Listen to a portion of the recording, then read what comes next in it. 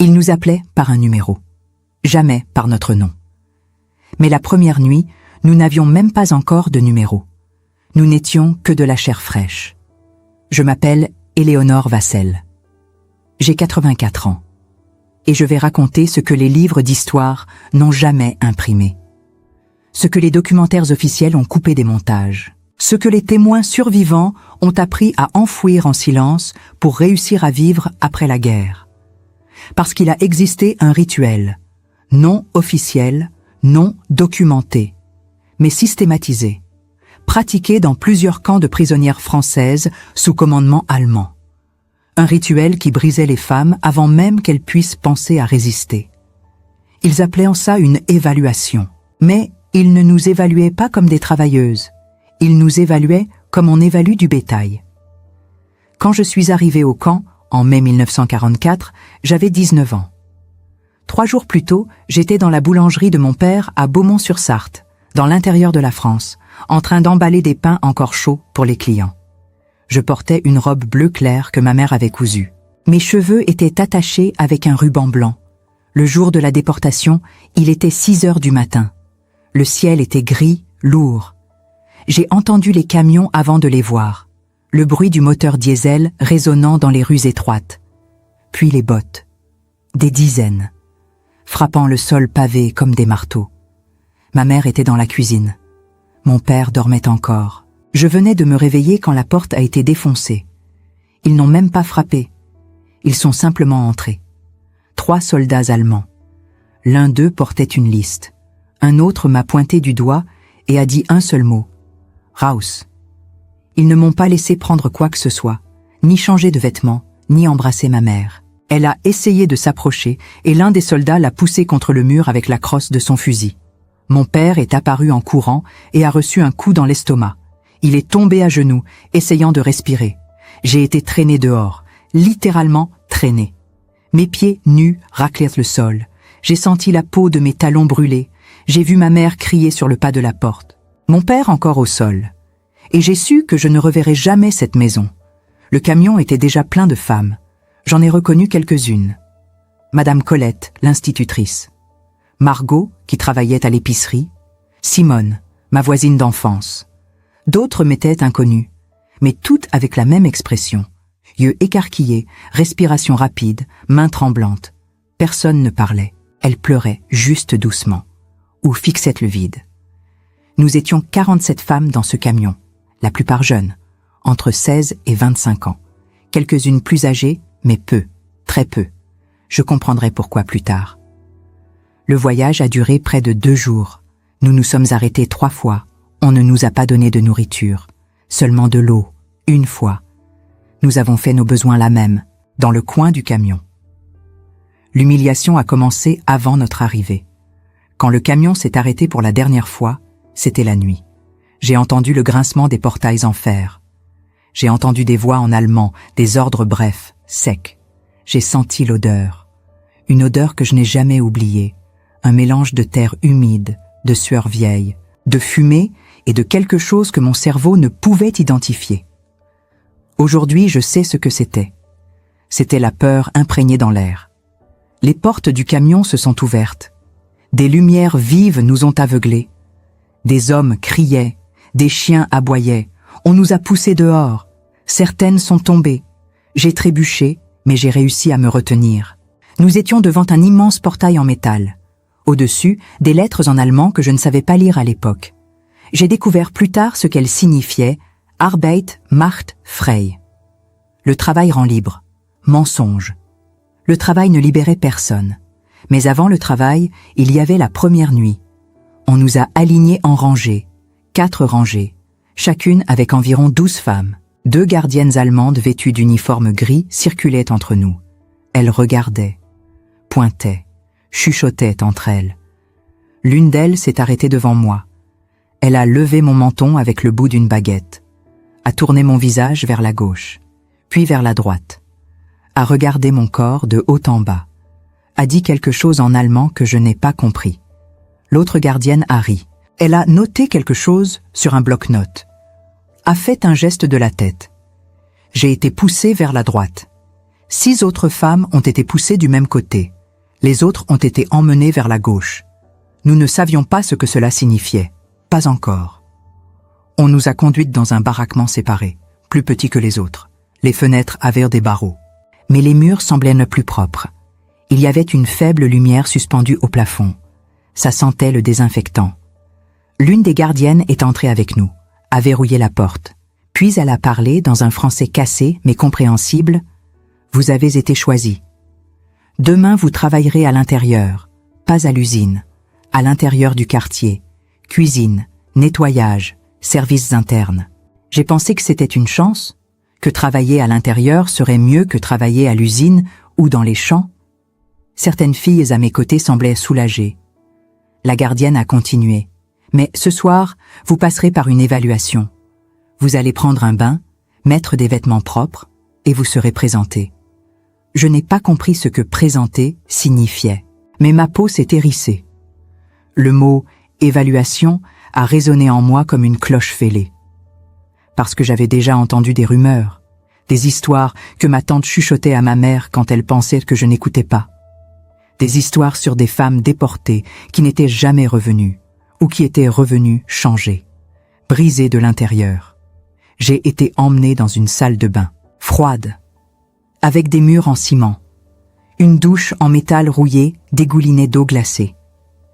Elles ont ordonné que j'enlève mes vêtements. Tout. Devant 2 gardiennes qui sont restées là, à observer. Je n'avais jamais été nue devant personne, sauf ma mère. J'ai tremblé. Pas seulement de froid. Elles m'ont donné un savon rugueux qui grattait la peau. Je me suis lavée le plus vite possible. Elles ont voulu vérifier si j'étais complètement propre. On levait mes bras, regardait mes cheveux. On passait leurs doigts dans mon cuir chevelu à la recherche de poux.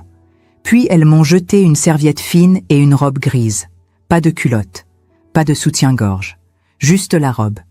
J'ai été ramenée au baraquement. Les 6 autres filles étaient déjà là, toutes habillées pareil, toutes pâles, toutes tremblantes. Nous nous sommes assises en silence, à attendre. Personne ne savait quoi. Puis la porte s'est ouverte, et il est entré. Un officier allemand, grand, cheveux blonds peignés en arrière, uniforme impeccable, bottes brillantes. Il n'a pas souri. Il a juste marché lentement entre nous, à regarder chacune. S'est arrêté devant moi. J'ai senti son regard comme si c'était une main touchant mon corps sans permission. Il a dit quelque chose en allemand. L'une des gardiennes a traduit « Toi, lève-toi ». Je me suis levée. « Tourne-toi ». Je me suis tournée. « Soulève ta robe jusqu'aux genoux ». J'ai gelé. La gardienne a répété l'ordre. Plus durement, j'ai soulevé ma robe. Mes mains tremblaient tellement que je pouvais à peine la tenir. Il s'est approché, a touché mon épaule, puis mon bras, puis ma taille, comme s'il vérifiait la qualité d'un produit. Puis il a dit quelque chose que la gardienne n'a pas traduit, mais j'ai compris au ton, à la façon dont il m'a regardé. J'avais été approuvée. Il est sorti, a emmené 2 des 7 filles avec lui. Elles ne sont pas revenues cette nuit-là. Les 5 qui sommes restés avons attendu jusqu'à l'aube. Nous n'avons pas pu dormir. Nous sommes juste restées assises, en silence, à attendre, jusqu'à ce que la porte s'ouvre à nouveau. Cette fois, c'était un autre officier, plus âgé. Ventre proéminent. Il sentait l'alcool. Et c'est alors que j'ai compris. La première nuit n'était pas à propos du travail. C'était à propos d'autre chose. Quelque chose qu'il n'écrirait jamais dans les registres officiels.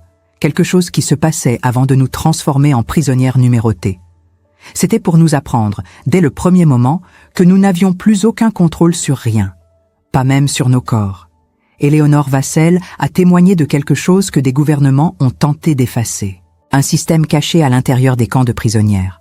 Un rituel qui brisait les femmes avant même qu'elles puissent résister. Ce qui s'est passé cette première nuit a tout changé. Et ce qu'elle a vu les jours suivants a été encore pire, parce que cette nuit n'a pas été seulement la sienne. C'était la nuit de milliers, et l'histoire qui a suivi n'a jamais été racontée complètement. Si vous écoutez ceci maintenant, de n'importe où dans le monde, laissez un commentaire disant d'où vous regardez, parce que ces voix doivent résonner. Et plus il y aura de gens qui sauront, moins il sera facile d'effacer la vérité. Je m'appelle Éléonore Vassel. Et ce que je vais raconter maintenant, c'est la nuit qui a suivi. l'officier qui est entré sentait l'alcool et la sueur. Il a marché lentement entre nous. Ses bottes résonnaient sur le sol en ciment. Chaque pas semblait durer une éternité.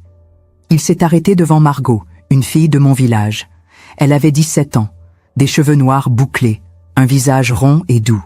Elle cousait des robes pour les mariages. Je la connaissais depuis l'enfance. Il a levé son menton avec 2 doigts, a tourné son visage vers la lumière, a souri, un sourire qui m'a glacé le sang. Il a dit quelque chose en allemand. La gardienne a traduit « Toi, suis-moi ». Margot a secoué la tête. Ses lèvres tremblaient. Elle a murmuré « Non, s'il vous plaît ». La gardienne l'a attrapée par le bras et l'a tirée violemment. Margot a essayé de résister. Elle s'est accrochée au bord du lit en bois. Ses ongles ont griffé le bois. Elle a crié. L'officier a sorti son pistolet. Il ne l'a pas pointé vers elle. Il l'a juste posé sur la table, lentement, comme pour dire « Si tu continues, je l'utilise ». Margot s'est levée. Elle pleurait. Ses jambes tremblaient tellement qu'elle pouvait à peine marcher. Ils l'ont emmenée. Nous sommes restées assises. 4 filles. Moi, Simone, une femme plus âgée nommée Jacqueline et une adolescente dont je n'ai jamais su le nom. Elle avait peut-être 15 ans. Elle sanglotait sans bruit. Ses épaules secouaient. Personne ne parlait. Qu'est-ce qu'on pouvait dire? Margot est revenue 2 heures plus tard. Peut-être 3. Je ne sais pas. Le temps n'existait plus. Elle est entrée en silence. Sa robe était déchirée à l'épaule, ses cheveux défaits, son visage vide, comme si quelque chose en elle s'était éteint. Elle s'est assise sur le lit à côté de moi. Je lui ai pris la main. Elle ne m'a pas regardée. Elle fixait le mur. Ses lèvres bougeaient, mais aucun son ne sortait. J'ai voulu dire quelque chose. Mais quoi? Qu'est-ce qu'on dit à quelqu'un qui vient de vivre l'enfer? Alors je suis restée là, main dans la main, en silence. 1 heure plus tard, l'officier est revenu. Cette fois, il m'a choisi. J'ai senti mon cœur s'arrêter. Mes mains sont devenues moites, mes jambes ont refusé de bouger. La gardienne a crié « Debout !» Je me suis levée, lentement. Chaque muscle de mon corps résistait. Il m'a regardé de haut en bas. Puis il a fait un geste avec sa main. Un geste simple. Comme on appelle un chien. Je l'ai suivi. Nous avons traversé une cour sombre. Le sol était boueux. J'entendais des voix au loin. Des rires d'hommes. Le bruit d'une radio jouant de la musique allemande. Tout semblait irréel. Il m'a conduite dans un bâtiment plus petit. Une ancienne maison peut-être. Il y avait une porte en bois. Il l'a ouverte, m'a poussée à l'intérieur. La pièce était petite. Un lit en fer, une table, une lampe à pétrole qui éclairait faiblement. Ça sentait le tabac froid et l'humidité. Il a fermé la porte derrière lui, a tourné la clé. J'étais prisonnière. Pas seulement du camp, mais de cette pièce, de cet homme, de ce moment. Il a enlevé sa veste, l'a posée sur la chaise, a déboutonné le col de sa chemise, puis il s'est tourné vers moi. Je me suis reculée jusqu'à ce que mon dos touche le mur. Il n'y avait nulle part où aller. Il a souri. Pas un sourire cruel. Un sourire presque banal. Comme si ce qu'il s'apprêtait à faire était normal, ordinaire. Il a parlé en allemand, lentement, comme s'il voulait que je comprenne. Mais je ne comprenais pas les mots, seulement l'intention. Il s'est approché. J'ai fermé les yeux. Ce qui s'est passé ensuite, je ne vais pas décrire en détail. Pas parce que j'ai oublié, mais parce que certaines choses ne devraient jamais être racontées mot pour mot. Elles ne méritent pas d'être revécues dans tous leurs détails. Mais je vais dire ceci. Ce n'était pas de la violence brute. C'était quelque chose de pire. C'était méthodique, calculé. Il savait exactement ce qu'il faisait. Il voulait que je me souvienne, que je porte ça en moi pour toujours. Et il a réussi. Quand c'était fini, il a remis sa veste, a rallumé une cigarette, s'est assis sur la chaise et m'a regardé, recroquevillé dans le coin de la pièce. Il a dit quelque chose, un mot. J'ai compris plus tard ce que ça voulait dire. Gut. Bien. Puis il a ouvert la porte et m'a fait signe de partir. Je suis sortie. Mes jambes tremblaient. Mes mains étaient engourdies. Je ne sentais plus mon corps. comme si j'avais quitté mon propre corps et regardé quelqu'un d'autre marcher dans cette cour sombre. La gardienne m'attendait. Elle m'a ramené au baraquement, ne m'a rien dit, ne m'a même pas regardé. Quand je suis entrée, Margot était toujours assise au même endroit. Elle a levé les yeux vers moi. Nos regards se sont croisés. Et dans ce regard, j'ai vu ce que je ressentais. Nous n'étions plus les mêmes. Nous ne le serions jamais plus. Le lendemain matin, à 5 heures, une sirène a retenti.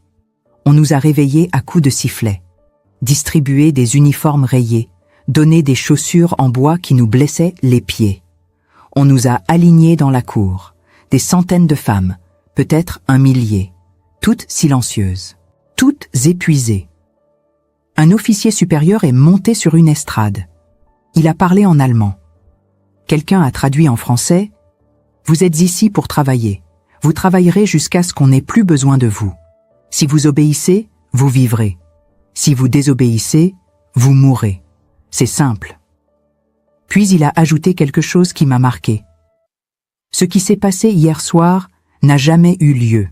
Compris ? » Silence. « Compris ? » Nous avons toutes murmuré « oui ».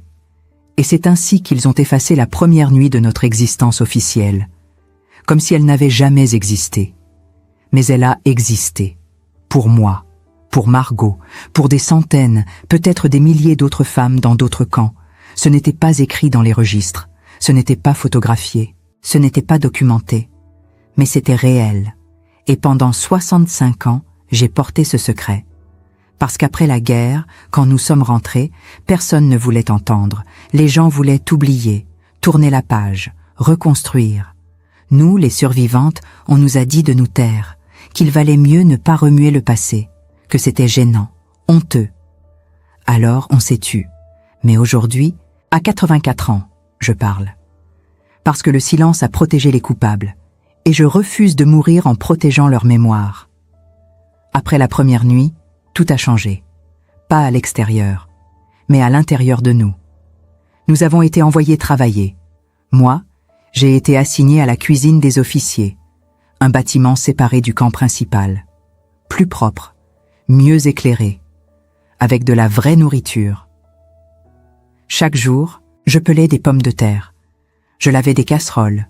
Je servais des repas à des hommes en uniforme qui riaient, fumaient, buvaient du vin français volé dans nos propres caves. Ils me regardaient comme si j'étais invisible, sauf quand ils voulaient quelque chose. Il y avait un officier, Hauptmann Krüger, qui venait souvent. Grand, la quarantaine, des lunettes rondes.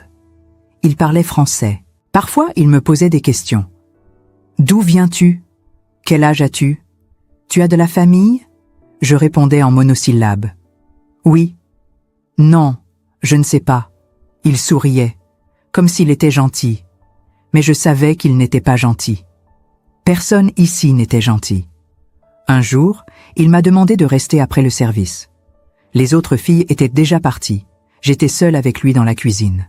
Il s'est assis sur le bord de la table, a allumé une cigarette, m'a regardé longuement, puis il a dit « Tu sais, Éléonore, tu pourrais avoir une vie plus facile ici. » J'ai baissé les yeux, il a continué. « Il y a des filles qui comprennent, qui coopèrent. Elles ont de meilleures rations, de meilleurs lits, moins de travail. » Je n'ai rien dit. Il s'est levé, s'est approché, a posé une main sur mon épaule. Réfléchis. Puis il est parti. J'ai compris ce qu'il voulait dire. Il voulait que je devienne, comment dire, une favorite. Quelqu'un qui acceptait volontairement ce que d'autres subissaient de force. Certaines filles l'ont fait. Je ne les juge pas.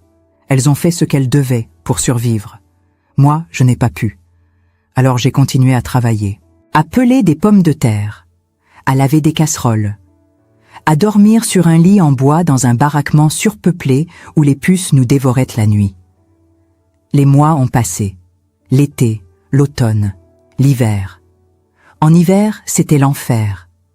Le froid traversait les murs. Nous n'avions qu'une couverture fine. Certaines filles mouraient pendant la nuit. De froid, de maladie, d'épuisement. Un matin, je me suis réveillée et la fille à côté de moi ne respirait plus. Elle s'appelait Anne. Elle avait 20 ans. Elle est morte dans son sommeil. Personne n'a pleuré. Nous n'avions plus de larmes. On l'a emportée, remplacée par une autre fille le soir même. C'est comme ça que ça fonctionnait. On disparaissait, on était remplacés, comme des pièces dans une machine. Margot, ma voisine de Beaumont, a tenu jusqu'en janvier 1945.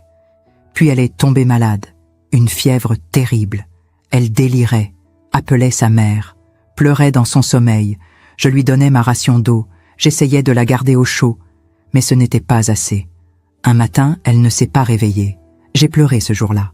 Pour la première fois depuis des mois, j'ai pleuré parce que Margot n'était pas juste une prisonnière. C'était une fille que j'avais connue enfant, avec qui j'avais couru dans les champs, qui riait aux éclats quand on volait des cerises dans le verger de Monsieur Dupont. Elle méritait mieux que de mourir dans un camp, oubliée, réduite à un numéro. Mais c'est ce qui lui est arrivé, et ça m'a brisé quelque chose de profond. Alors j'ai décidé de survivre, pas pour moi, mais pour elle, pour toutes celles qui ne pourraient jamais raconter. En mars 1945, les choses ont commencé à changer. Les officiers étaient nerveux. On entendait des bombardements au loin. Les Alliés approchaient. Certaines filles disaient qu'on serait bientôt libérés. D'autres pensaient qu'ils nous tueraient tous avant de fuir. On ne savait pas quoi croire. Puis, un matin d'avril, les gardiens ont disparu. Pas tous, mais la plupart. Ils ont pris leurs affaires et sont partis pendant la nuit. Nous nous sommes réveillés dans un camp presque vide. Les portes étaient ouvertes. Personne ne nous surveillait.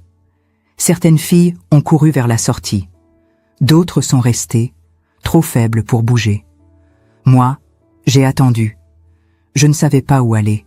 Je n'avais plus de maison, plus de famille, juste un corps épuisé et une mémoire pleine de cauchemars.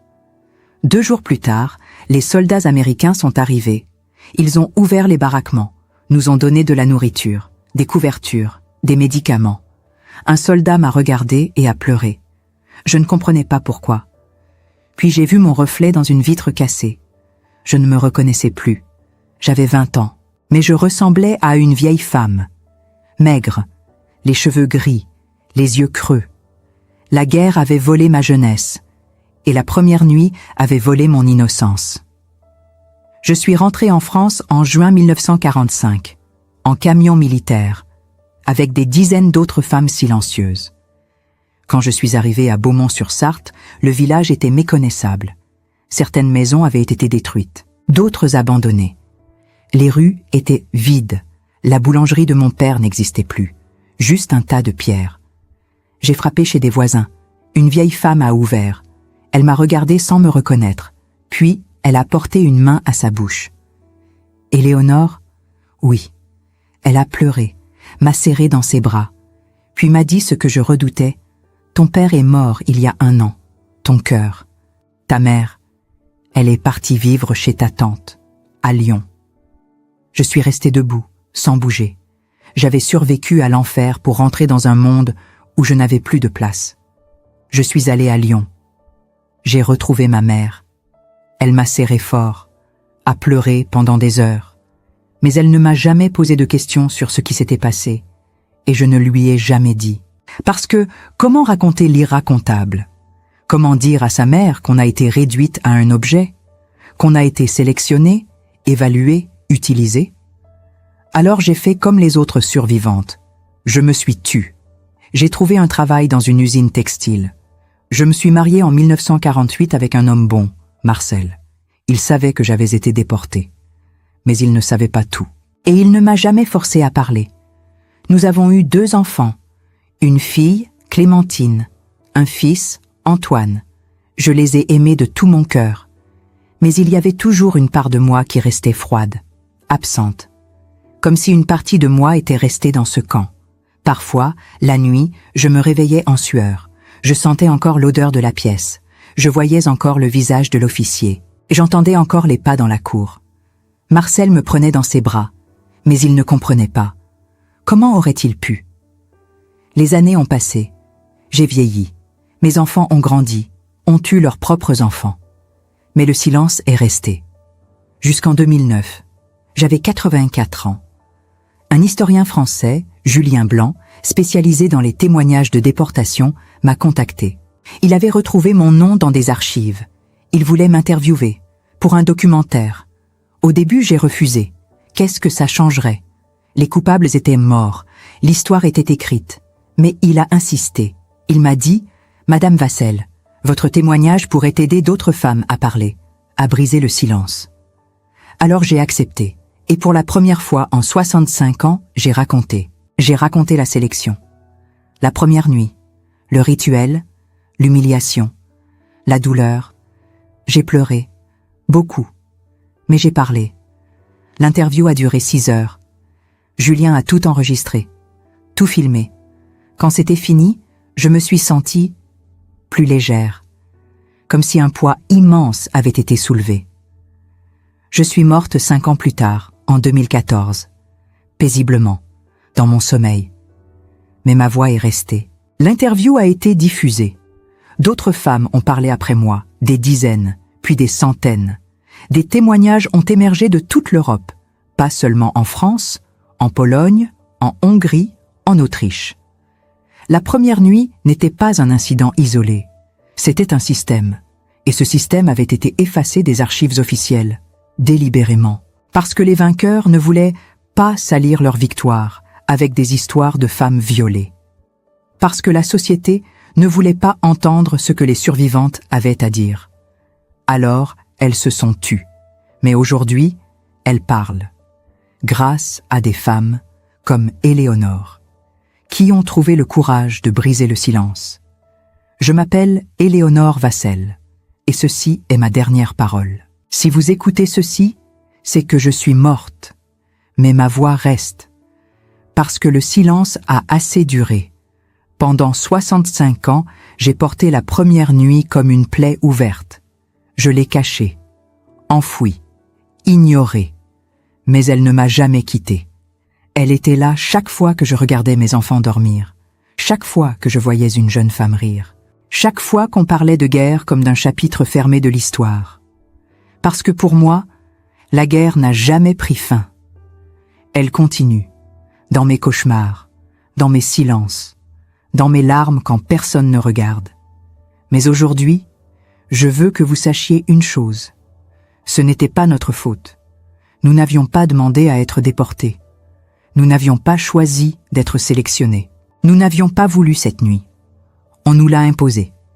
Et pendant des décennies, on nous a fait croire que c'était honteux, qu'il fallait se taire, que personne ne voulait savoir. Mais c'était faux. La honte n'était pas la nôtre. Elle était la leur. La culpabilité n'était pas la nôtre. Elle était la leur. Et le silence les protégeait. Alors je parle. Pour moi. Pour Margot. Pour Anne. Pour toutes celles qui n'ont pas survécu. Je parle pour que vous sachiez que l'histoire officielle n'est jamais complète. Qu'il y a des chapitres qu'on a volontairement arrachés. Des témoignages qu'on a volontairement ignorés. Parce qu'ils dérangeaient. Mais la vérité dérange toujours.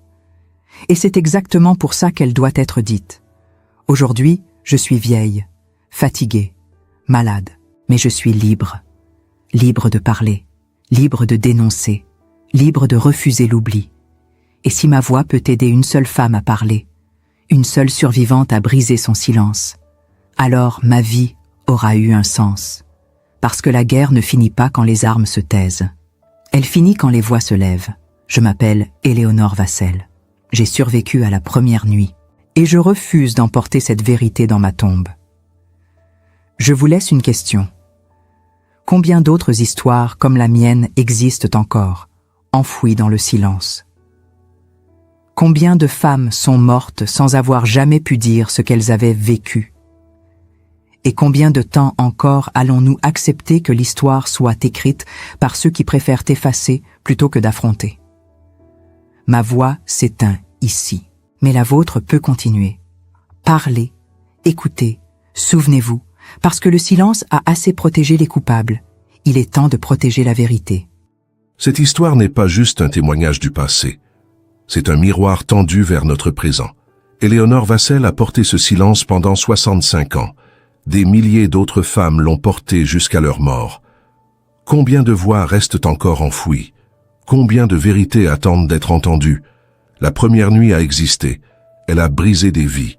Et pendant des décennies, personne n'a voulu écouter. Aujourd'hui, vous avez écouté. Vous avez entendu ce que l'histoire officielle a tenté d'effacer. Vous avez ressenti la douleur d'une jeune fille de 19 ans, arrachée à sa famille, évaluée comme du bétail, brisée avant même d'avoir pu comprendre ce qui lui arrivait. Cette voix ne doit pas s'éteindre dans le silence, elle doit résonner, traverser les frontières, toucher les cœurs, éveiller les consciences. Si ce témoignage vous a touché, si l'histoire d'Éléonore a fait trembler quelque chose en vous, alors faites-la vivre. Abonnez-vous à cette chaîne pour que d'autres voix comme la sienne puissent être entendues. Activez la cloche pour ne manquer aucun témoignage. Partagez cette vidéo avec ceux qui ont besoin de savoir. Parce que la mémoire n'existe que si nous la portons ensemble. Laissez un commentaire. Dites d'où vous regardez ce documentaire. Dites ce que cette histoire a éveillé en vous. Partagez vos réflexions, vos émotions, vos questions. Chaque commentaire est une preuve que ces voix ne sont pas mortes en vain. Chaque message est une pierre posée sur le chemin de la vérité. Et plus nous serons nombreux à parler, moins il sera facile d'effacer ce qui s'est réellement passé. Éléonore est morte en 2014, mais avant de partir, elle a choisi de briser le silence. Elle a choisi de protéger la vérité plutôt que les coupables. Elle a choisi de laisser sa voix pour que vous, aujourd'hui, puissiez entendre ce que des générations entières ont refusé d'écouter. Honorer sa mémoire, ce n'est pas seulement se souvenir, c'est agir, c'est parler, c'est refuser l'oubli. Alors posez-vous cette question, que feriez-vous si c'était votre histoire? Si c'était votre grand-mère, votre tante, votre sœur qui avait vécu cet enfer? Resteriez-vous silencieux? Ou utiliseriez-vous votre voix pour que jamais, plus jamais, de telles horreurs ne soient effacées de l'histoire? Le choix vous appartient. Mais sachez une chose, le silence protège les coupables, et la vérité ne vit que par ceux qui osent la dire.